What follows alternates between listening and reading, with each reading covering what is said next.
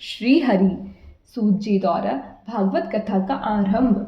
सूत जी कथा का आरंभ करते हैं, सौनकादि ऋषियों का वंदन करते हैं। आपने बहुत सुंदर प्रश्न किया है। मैंने बहुत से संतों की सेवा की है, अनेक संतों का सत्संग किया है।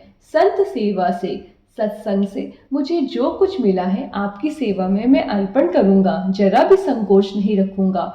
मैंने तो ऐसा निश्चय किया है कि जीव ईश्वर का अंश है। जो जीव भगवान का अंश है वे जीव भगवान के चरणों में जाए, भगवान के साथ एक हो, तभी जीव का कल्याण है। जीव किसी जीव का अंश नहीं है, जीव जगत का अंश नहीं है, जीव ईश्वर का अंश है। जन्म से कोई पति नहीं है, जन्म से कोई पिता नहीं है, जन्म से कोई पत्नी नहीं है। पिता पुत्र का संबंध, पति पत्नी का संबंध व्यवहार की दृष्टि से सत्य है, तत्व दृष्टि से विचार करने पर यह सत्य नहीं है। जीव ईश्वर का अंश है, जीव ईश्वर से अलग हुआ है। जीव जब तक भगवान के चरण में ना जाए, प्रभु को ना मिले, भगवान के साथ एक ना हो, तब तक जीव का कल्याण नहीं है। कई लोग शंका करते हैं कि जीव ईश्वर का अंश है तो ईश्वर से अलग क्यों हुआ है, कब से अलग हुआ है। यह प्रश्न थोड़ा ऐसा है कि भगवान समझाते हैं तभी बुद्धि कबूल करती है। जीव ईश्वर से अलग क्यों हुआ है, कब से अलग हुआ है, विचार मत करो, भगवान की भक्ति करो। कोई रोग होने के बाद ये रोग मुझे क्यों हुआ, कब से हुआ, ये विचार करने से क्या लाभ है। रोग होने के बाद तो पथ्य के साथ दवा लेनी चाहिए। एक भाई ऐसे थे जो अपने कपड़ों की बहुत चिंता रखते थे। मेरे कपड़े बिगड़े नहीं, इसका बहुत ध्यान रखते थे। एक दिन ऐसा हुआ कि घर में आने के बाद उन्होंने देखा कि धोती में दाग लग गया है। वे सोचने लगे, दाग क्यों लगा, दाग कहाँ लगा, कब से लगा। ये सब सोचने से क्या लाभ है। वे सज्जन अपने को बड़ा सयाना समझते थे। सभी के यहाँ पूछने के लिए जाते हैं, मैं आपके घर में आया, क्या तब ये दाग लगा था। एक सज्जन ने कहा, ये सब बातें काहे को करते हो, मेरे घर में दाग लगा हो या किसी दूसरे के घर में लगा हो, साबुन लगाओ, इसको स्वच्छ हो जाएगा। दाग कहाँ लगा, कब लगा, कैसे लगा, ये सब विचार करने से क्या दाग चला जाएगा। रोग होने के बाद सब कुछ विचार छोड़ दो, पथ्य के साथ दवा लेनी चाहिए। जीव को भगवान का वियोग हुआ है, अब ये वियोग कब हुआ, कैसे हुआ, ये विचार छोड़ दो। वासुदेवे भगवती भक्ति योगः प्रायोजिता जन्यत्यासु वैराग्यम ज्ञानम च यद हेतुकम।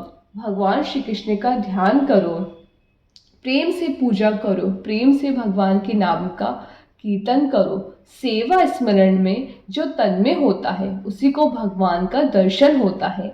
भगवान की भक्ति में जो जगत को भूल जाता है, जो देह को भूलता है, उसी को देव का दर्शन होता है। जिसको भगवान का दर्शन होता है उसकी स्थिति बड़ी दिव्य हो जाती है। वह कभी ऐसा बोलता नहीं है कि मैं भगवान को जानता हूँ, वह ऐसा भी नहीं बोल सकता कि मैं भगवान को नहीं जानता हूँ। जो भगवान को बराबर जानता है, जिसको भगवान का आनंद मिला है, वे एक क्षण भी भगवान को नहीं छोड़ सकता है।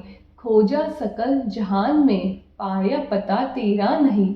जब पता तेरा लगा तो अब पता मेरा नहीं। एक भक्त भगवान को कहता है, बहुत दिन से आपके पीछे मैं पड़ा था, आपकी सतत भक्ति करता था, आपका दर्शन नहीं होता था। जब आपका दर्शन हुआ तब मैं रहा नहीं। ज्ञानम यद ब्रह्म दर्शनम। वेद जिसको ब्रह्म कहते हैं, योगी जिसको परमात्मा कहते हैं। ब्रह्म परमात्मा भगवान श्री राम श्री कृष्ण एक ही तत्व के अनेक नाम हैं, तत्व एक ही है। वदन्ति तत्त्व विदस्तत्वम यज् ज्ञान मध्वयम ब्रह्मेति परमात्मेति भगवानिति शब्दयते। परमात्मा के प्रधान 24 अवतार हैं। अवतारों की कथा भागवत शास्त्र में वर्णित है। भागवत कथा सुनने से पाप का नाश होता है, प्रभु में प्रेम होता है। जिस कथा को सुनने से परीक्षित को हृदय में परमात्मा का दर्शन हुआ था, केवल प्रेम से उसने कथा सुनी है, सुनने से भगवान का प्रवेश हृदय में हुआ। भगवान का दर्शन करता हुआ परीक्षित कृतार्थ हुआ। सूत जी कहते हैं, मैंने प्रत्यक्ष देखा है, तक्षक नाग का दंश होने से प्रथम परीक्षित के शरीर से दिव्य तेज निकला। विमान में बैठकर वह बैकुंठ धाम में गया, फिर शरीर को तक्षक का दंश हुआ है। मैंने सुना नहीं है, मैंने प्रत्यक्ष देखा है। सौनक मुनि ने प्रश्न किया, महाराज हमको बहुत आश्चर्य होता है कि सुखदेव जी महाराज ने तो सब कुछ छोड़ा था, सब कुछ छोड़ने के बाद भागवत पढ़ने की उनको क्या जरूरत थी? जिसको लंगोटी की भी जरूरत नहीं है, जिसकी दृष्टि में कोई पुरुष नहीं है, कोई स्त्री नहीं है, जिसकी दृष्टि में जगत नहीं है, जिसकी दृष्टि में केवल भगवान ही है, सुखदेव जी महाराज की तो ब्रह्म दृष्टि स्थिर हो गई थी। पांडु रोग पीलिया जब बहुत बढ़ जाता है तब जगत पीला हो जाता है। जगत में दूसरा कोई रंग दिखता ही नहीं, पीला ही दिखता है, जगत पीला हो जाता है। ज्ञान भक्ति जब अति से बढ़ती है तब जगत रहता ही नहीं है, भगवान ही बाकी रह जाते हैं। दृष्टवानो यान्त मृषि मात्म जम्पै नग्नम देव्यो या परिधुरन् सुतस्य चित्रम तत्विक्षय पृच्छति मुनौ जगदुस्तुवास्ति स्त्री पुंभिदा नातु सुतस्य विविक्त दृष्टि है। ब्रह्म दृष्टि जिसकी स्थिर है उसको पढ़ने की जरूरत क्या है? पढ़ने से उसको क्या लाभ है? जिसको भगवान का आनंद मिला है, जो भगवान के आनंद में मस्त रहता है, उसको पुस्तक पढ़ने की भी इच्छा नहीं होती। पुस्तक की वासना भक्ति में विघ्न करती है। सुखदेव जी महाराज भागवत पढ़ने के लिए क्यों बैठे थे? उनको भागवत पढ़ने से क्या लाभ है? ग्रंथों में तो ऐसा लिखा है कि गाय माता के सींग के अग्रभाग में सरसों का दाना जितने समय टिकता है उतने समय भी सुखदेव जी जैसे ब्रह्मनिष्ठ महापुरुष भगवान का ध्यान नहीं छोड़ सकते। निमेषाधर्णम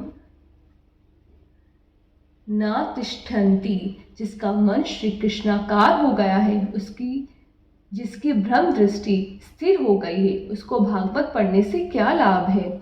कदाचित भागवत का अध्ययन किया भी हो तो वे राजा की यह कथा कहने जाएंगे। जिसको लंगोटी की भी जरूरत नहीं है, किसी के सामने देखने की जिसको इच्छा नहीं होती, जिसको भगवान का आनंद मिला है, जो भगवान के आनंद में मस्त रहते हैं, वे राजा की यह कथा कहने के लिए जाएंगे। हमको ये आश्चर्य होता है, परीक्षित राजा को श्राप कैसे हुआ? आप ये कथा विस्तार पूर्वक कहिए, सुनने की बहुत इच्छा है।